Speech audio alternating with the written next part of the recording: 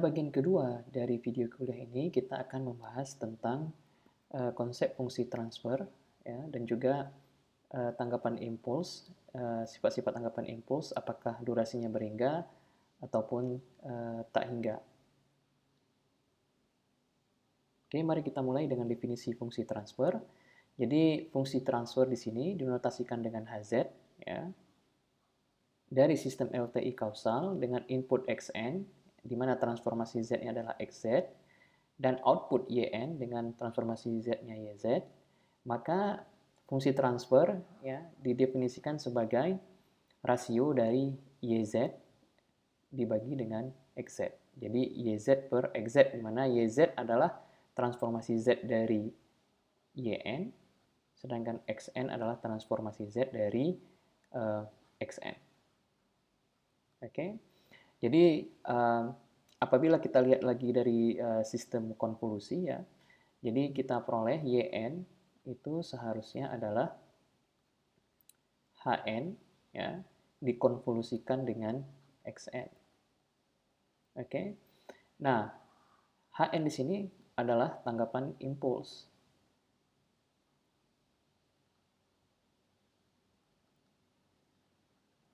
Oke. Apabila kita ingin mencari hubungan antara fungsi transfer dan Hn, maka seperti yang kita lihat nanti, sebenarnya Hn itu apabila kita lakukan transformasi Z terhadap Hn, maka kita peroleh fungsi transfer. Jadi intinya fungsi transfer itu sebenarnya adalah transformasi Z dari Hn atau tanggapan impuls. Jadi Yz, Xz, dan Hz di sini adalah representasi sistem dalam domain Z, di mana kita mempunyai semua komponennya. Kita mempunyai input, kita mempunyai output, dan juga mempunyai tanggapan impuls. Akan tetapi, definisi fungsi transfer ini semuanya di domain Z. Oke, definisi sinyal-sinyal tadi Hn, Yn, dan Xn. Oke, jadi apabila kita sederhanakan persamaan ini, maka kita peroleh hubungannya adalah Yz itu sama dengan Hz dikalikan dengan Xz. Oke, dan ini mempunyai korelasi dengan persamaan di domain waktu ya. Jadi kalau di persamaan di domain waktu kita mempunyai Yn itu adalah Hn dikonvolusikan dengan Xn. Jadi yang berubah di sini adalah Yn transformasi Z-nya adalah Yz, Hn adalah Hz, Xn adalah Xz. Jadi yang berubah di sini perbedaannya adalah operasi konvolusi di sini menjadi operasi konvolusi di domain waktu. Maaf. Operasi konvolusi di domain waktu ya, berubah menjadi operasi perkalian di domain frekuensi atau Z. Oke, jadi saya harap mahasiswa bisa melihat hubungan ini. Oke. Kemudian saya lupa bahwa fungsi transfer ini ya diperoleh dengan menganggap semua kondisi awal itu bernilai 0. Oke. Saya tidak akan masuk terlalu dalam dengan penjelasan yang detail tentang ini. Nanti bisa dilanjutkan bagi mahasiswa yang mempelajari dengan detail, misalnya kuliah pengolahan sinyal digital lanjutan, ya, walaupun tidak ada mata kuliahnya, ataupun di kuliah kontrol digital, ya, ataupun bisa berdiskusi dengan saya bagi mahasiswa yang berminat. Oke, jadi sekarang mari kita lihat bagaimana hubungan antara model input dan output yang sudah kita bahas pada slide sebelumnya dengan bentuk umum dari fungsi transfer. Jadi di sini apabila dari persamaan ini kedua suku yang sebelah kiri dan sebelah kanan kita bagi dengan Xz, ya, ini saya bagi dengan Xz, oke, dan ini juga saya bagi dengan Xz, oke, jadi Xz dibagi Xz di sini adalah nanti itu sama dengan 1, sedangkan saya tahu bahwa Yz dibagi dengan Xz itu sama dengan Hz. Oke. Jadi dengan kata lain, kita memperoleh suku yang di sini. Jadi sebenarnya rasio dari koefisien input dibagi dengan output, ya kemudian masing-masing koefisien ini dikalikan dengan komponen delay yang bersesuaian, itu sebenarnya adalah fungsi transfer dari sistem. Jadi komponen yang kita peroleh di sini ini sama dengan yang di sini. Oke. Jadi fungsi transfer dari persamaan beda bentuk umumnya seperti ini. Tetap melibatkan koefisien dari input dan output. Oke. Jadi untuk mesin kasir ya, yang kita peroleh pada slide sebelumnya yaitu YZ sama dengan 1 per 1 dikurang Z pangkat min 1 XZ. Oke, jadi dengan memindahkan XZ ke sini, ya, dibagi XZ jadinya, kita peroleh fungsi transfernya adalah 1 per 1 kurang Z pangkat min 1. Dengan cara yang sama, kita bisa menentukan fungsi transfer untuk sistem pembangkitan gema dan digital diferensiator. Oke. Oke. Nah, slide ini menyatakan hubungan antara fungsi transfer dan tanggapan impuls. Dan ini sudah saya jelaskan pada slide sebelumnya. Ya, bagaimana hubungan antara tanggapan impuls dan fungsi transfer. Oke. Jadi ini saya skip. Ya, jadi penjelasan secara tertulis seperti di sini. Penjelasan secara lisannya sudah saya sampaikan sebelumnya. Oke. Nah, jadi karena HN dan HZ mempunyai hubungan seperti ini, di mana HZ itu adalah transformasi Z dari HN, maka apabila kita mengetahui HZ, ya, maka untuk memperoleh HN, kita lakukan transformasi Z balik, ya, inverse. Ya. Jadi di sini untuk mesin kasir, ya, kalau HZ-nya itu adalah 1 per 1 kurang Z pangkat min 1, maka transformasi Z baliknya adalah UN. Ya, ini lihat lagi tabel transformasi Z.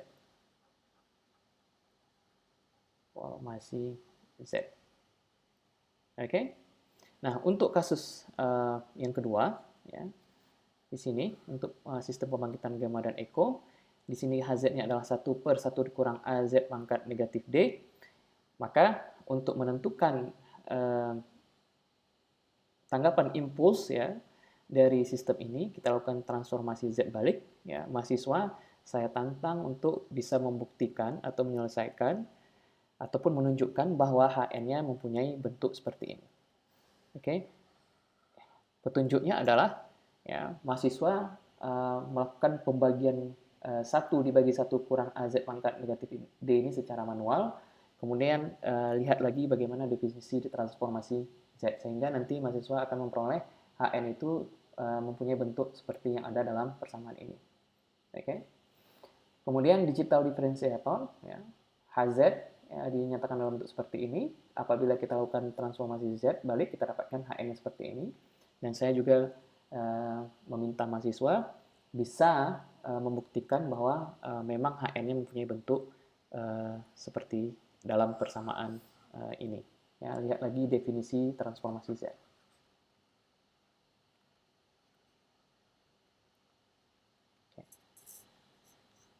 Oke, jadi ini latihannya. Jadi di sini mahasiswa diminta untuk menentukan fungsi transfer dan tanggapan impuls kalian dari dua sistem yang ada di sini. Ya, ini sistem pertama dan ini sistem kedua. Jadi saya harap mahasiswa mengerjakan latihan ini sehingga apabila nanti ada pertanyaan atau merasa kesulitan, bisa kita bahas pada sesi tanya jawab, ya, sehingga nanti dengan mengerjakan latihan ini mahasiswa terbiasa dan mengetahui di mana letak kesulitan dalam menyelesaikan masalah ini. Oke. Kemudian di sini kita masuk kepada dua istilah yang akan sering kita gunakan dalam penapisan nanti atau filtering, yaitu FIR dan IIR. Oke, ini berhubungan dengan tanggapan impuls. Jadi di sini kita mempunyai penggolongan untuk sistem berdasarkan durasi tanggapan impulsnya. Jadi di sini untuk sistem FIR, Finite Impulse Response, di sini didefinisikan sebagai sistem dengan durasi tanggapan impuls berhingga. Jadi tanggapan impulsnya mempunyai durasi yang berhingga. Oke. Sebaliknya untuk sistem IIR, Infinite Impulse Response, itu adalah sistem yang mempunyai durasi tanggapan impuls yang tak hingga. Oke. Jadi ilustrasinya bisa kita lihat di sini untuk sistem FIR di sini. Ya, ini tanggapan impuls untuk sistem FIR contohnya, dan ini adalah tanggapan impuls untuk sistem IIR. Bisa kita lihat di sini. Untuk sistem FIR, ya, HN-nya atau tanggapan impulsnya itu mempunyai durasi dari N sama dengan 0, ini sampai dengan saya hitung saja ya, 0, 1, 2, 3, 4, 5, 6, 7, 8. Sampai N sama dengan 8. Sorry, N sama dengan 8. Oke, jadi durasinya berhingga. Jadi hanya memuat 9 sampel. Oke. Sedangkan untuk sistem IIR di sini, bisa kita lihat di sini bahwa tanggapan impulsnya mulai waktu N sama dengan 0 ya, sampai N menuju tak hingga. Karena di sini masih ada tanda titik tiga, berarti ini terus untuk N sampai tak hingga. Jadi bisa kita bilang bahwa durasinya adalah tak hingga. Oke, jadi saya harap mahasiswa betul-betul memahami definisi ini karena pengalaman sebelumnya mahasiswa kesulitan membedakan apa yang dimaksud dengan sistem FIR ataupun IIR. Oke, jadi struktur dari sistem FIR sendiri, ya, kalau dilihat dari persamaan bedanya, sistem FIR itu tidak mempunyai komponen output delay. Oke, jadi persamaan outputnya itu hanya terdiri dari input dan delay dari input. Jadi tidak ada delay dari output. Jadi komponen Y, N kurang 1, YN kurang 2, dan seterusnya itu tidak ada. Oke. Sedangkan untuk sistem IIR, ya, bisa kita lihat, ya, selain mempunyai komponen input dan input delay, ya, sistem IIR juga mempunyai komponen input delay. Jadi sebenarnya bentuk umum dari persamaan beda yang kita lihat pada slide-slide sebelumnya itu adalah persamaan beda, model persamaan beda untuk sistem IIR. Kemudian untuk sistem FIR sendiri bisa kita lihat di sini. Fungsi transfernya mempunyai bentuk seperti ini. Ya, mahasiswa saya minta bisa melakukan ya, transformasi Z dari bentuk ini ke bentuk di sini. Sehingga mahasiswa bisa membuktikan bahwa fungsi transfer untuk sistem FIR mempunyai bentuk seperti ini. Oke. Kemudian juga mempunyai bentuk tanggapan impuls seperti dalam persamaan ini. Ya. Tinggal melakukan transformasi Z balik sehingga kita peroleh persamaan ini. Oke. Kemudian implementasinya sendiri, ya, bentuknya kira-kira seperti ini. Jadi di sini bisa kita lihat persamaannya, ya, dengan melihat persamaan dari tanggapan impulsnya, ya, kemudian juga persamaan dari persamaan beda ini, maka bisa kita buat blok diagramnya seperti ini. Oke, saya di sini tidak akan membuktikan kepada mahasiswa atau menunjukkan pada mahasiswa bagaimana kita memperoleh blok diagram ini. Saya pikir ini hal yang cukup mudah dimengerti. Oke. Oke. Ini adalah struktur dari sistem IIR, seperti yang sudah saya sampaikan sebelumnya. Sistem IIR tidak mempunyai komponen output delay. Kemudian fungsi transfernya bisa ditulis dalam bentuk seperti ini. Ya. Jadi mahasiswa bisa melakukan transformasi Z pada persamaan beda ini, kemudian nanti akan memperoleh bentuk fungsi transfer seperti ini. Oke. Pada intinya di sini kita lihat, kalau fungsi transfer pada FIR, dia bukan dalam bentuk rasional atau dalam bentuk rasio dari komponen input dan output. Ya, jadi di sini kita hanya fungsi transfernya HZ itu adalah penjumlahan dari komponen koefisien dari komponen input. Ya, jadi B0 tambah B1 Z pangkat min 1, ya. B0 tambah B1 Z pangkat min 1 tambah B2 dan seterusnya. Jadi di sini kita tidak mempunyai komponen untuk outputnya sendiri, ya. Karena untuk sistem FIR tidak mempunyai komponen output delay. Jadi makanya kita tidak mempunyai komponen A1, A2 dan seterusnya. Sedangkan A0-nya sendiri di sini didefinisikan bernilai 1. Ya, kalau kita lihat dari persamaan ini. Oke. Sedangkan pada sistem IIR, ya, selain mempunyai komponen koefisien komponen input pada pembilang, kita juga mempunyai koefisien komponen output pada penyebut. Oke, jadi pada sistem FIR ini tidak ada. Oke, untuk sistem FIR ini tidak ada. Oke. Nah, di sini implementasi dari signal flow graph-nya sendiri, ya, dari persamaan beda ini, ya, bisa kita buat dalam bentuk seperti ini. Oke, jadi untuk M, ya, komponen delay-nya itu untuk input ya ini N, kemudian untuk output N itu sama dengan 2, maka bisa kita buat bentuknya seperti ini. Jadi kalau kita tuliskan ya, untuk M sama N sama dengan 2, kita peroleh negatif A1 YN kurang 1 kurang A2 YN kurang 2. Oke, yang berhenti ya, karena kita punya N-nya 2, ditambah B 0 dikalikan XN ditambah B1 dikalikan dengan XN kurang 1 ditambah B2 XN kurang 2. Oke. Nah, jadi kita lihat lagi ya untuk komponen input dulu. Oke, untuk komponen input kita lihat bahwa di sini kita mempunyai term ya. Jadi kita lihat yang bagian komponen input dulu, B0 XN. Oke, jadi di sini kita lihat kita punya sinyal input di sini, kemudian tercabang ke sini XN ya, kemudian di sini juga XN. Oke. Nah, keluaran dari titik ini adalah B0 dikalikan XN. Jadi kita sudah memperoleh bagian yang ini. Kemudian saya juga ingin mendapatkan B1 XN kurang 1. Jadi sinyal XN di sini saya delay sejauh 1. Oke, sehingga saya peroleh sinyal XN kurang 1. Kemudian di sini mengalami dua cabang sinyal XN-nya, XN kurang 1-nya, ya ke sini dan ke sini. Oke. Kemudian keluaran dari titik ini adalah XN kurang 1 dikalikan B1. Oke. Kemudian kita lihat di sini, XN kurang 1 yang ada pada titik ini masuk ke komponen delay, sehingga keluarannya adalah XN kurang 2. Kemudian keluaran dari titik ini adalah B2 XN kurang 2. Jadi saya punya seperti ini. Kemudian ketiganya dijumlahkan. Jadi di sini kita lihat B2 XN kurang 2 pada titik ini dijumlahkan dengan komponen B1 XN kurang 1. Jadi keluaran di sini adalah B1 XN kurang 1 ditambah B2 XN kurang 2. Oke. Kemudian keluaran pada titik ini atau SN di sini. Jadi SN ini adalah ini sama dengan SN ya. Penjumlahan dari B0 kali XN ditambah B1 XN kurang 1 ditambah B2 XN kurang 2. Oke. Nah, langkah selanjutnya adalah nanti menjumlahkan SN dengan komponen output. Oke. Nah, sekarang kita lihat komponen output di sini ya. Di sini juga YN ya.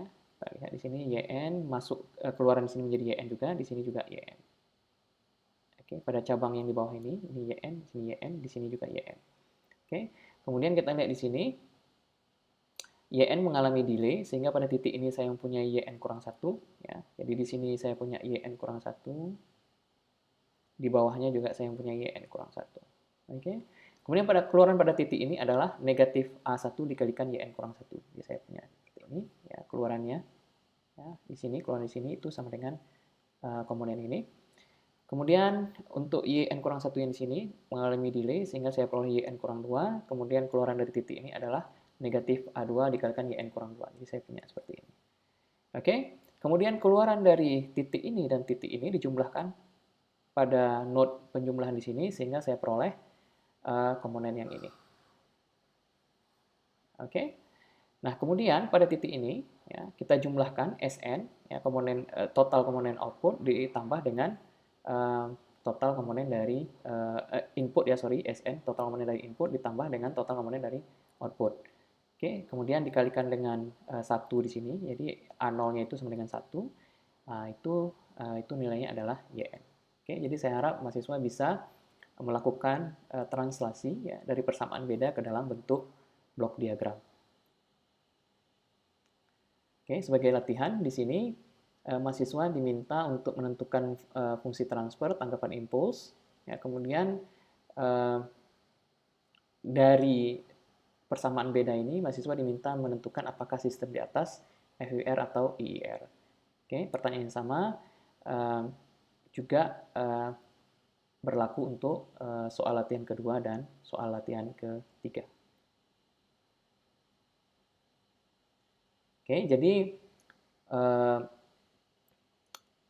sampai pada titik ini kita telah menyelesaikan pertanyaan pertama, bagaimana menentukan tanggapan impuls dari sebuah sistem secara analitis ya. Jadi caranya adalah dari persamaan beda, oke. Kemudian kita rubah ke domain Z, ya, sehingga kita dapatkan fungsi transfer. Kemudian setelah kita mendapatkan fungsi transfer, kita lakukan transformasi Z balik sehingga kita bisa menentukan HN. Jadi urutannya seperti itu, dari persamaan beda, ya, PB di sini saya tulis, kemudian kita mendapatkan fungsi transfer atau FT, kemudian lakukan transformasi Z balik, sehingga kita bisa mendapatkan HN atau tanggapan impuls. Oke.